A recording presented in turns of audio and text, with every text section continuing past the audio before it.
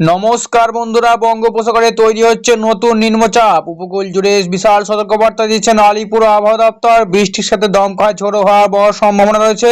আবহাওয়া দপ্তরের পর্যবেক্ষণ অনুযায়ী সমুদ্রের উপর তৈরি হওয়া এই সিস্টেমটা ধীরে ধীরে শক্তি সঞ্চয় করছে। বর্তমানে দক্ষিণ পূর্ব বঙ্গোপসাগর এবং সংলগ্ন এলাকায় নিম্নচাপের ক্ষেত্র সক্রিয় হচ্ছে।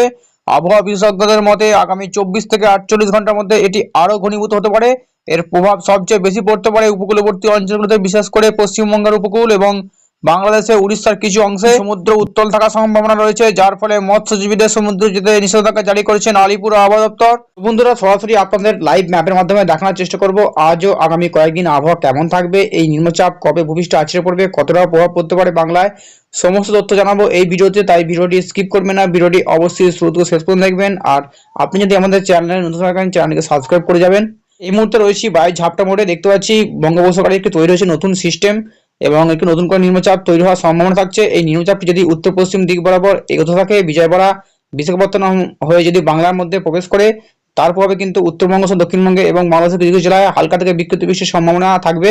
নিম্নচাপের প্রভাবে মঙ্গলবার 24 তারিখ কিছু কিছু জেলায় দক্ষিণবঙ্গের হালকা থেকে বিক্ষিপ্ত বৃষ্টির সম্ভাবনা রাখছে, যার মধ্যে রয়েছে বেলদা, এটা খড়গপুর, বালিচক, ঝাড়গ্রাম, চাকুলিয়া, এইসব জায়গাতে হালকা থেকে বিক্ষিপ্ত বৃষ্টির সম্ভাবনা রয়েছে। এদিকে গোলতোড়, চন্দ্রকোনা, কোলাঘাট, তমলুক এইসব অঞ্চলগুলোতে হালকা থেকে বিক্ষিপ্ত বৃষ্টি লক্ষ্য করা যেতে পারে 24 তারিখ মঙ্গলবার সন্ধ্যা এবং রাতের মধ্যে।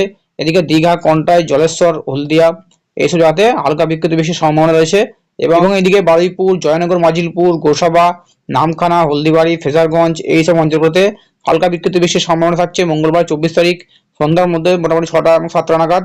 এদিকে ক্ষেত্রে পাথরঘাটা, কালাপাড়া, মাথাবেড়িয়া, মিরাজগঞ্জ, জয়ানগর, মঙ্গলা এইসব জায়গাতে হালকা বিক্ষিপ্ত বৃষ্টির সম্ভাবনা থাকছে।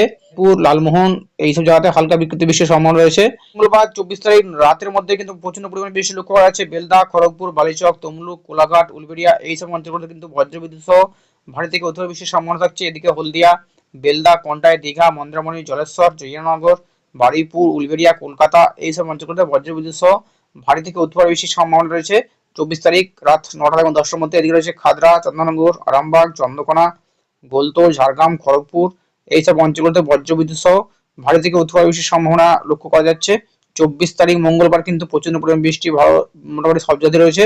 এবং উত্তরবঙ্গের ক্ষেত্রে যদি দেখা যায়, উত্তরবঙ্গে মোটামুটি 24 তারিখ কোনো অংশে বৃষ্টির সম্ভাবনা নেই। এবং দক্ষিণবঙ্গের ক্ষেত্রে কিন্তু রাত্রির মধ্যে প্রচন্ড পরিমাণ বৃষ্টি থাকছে।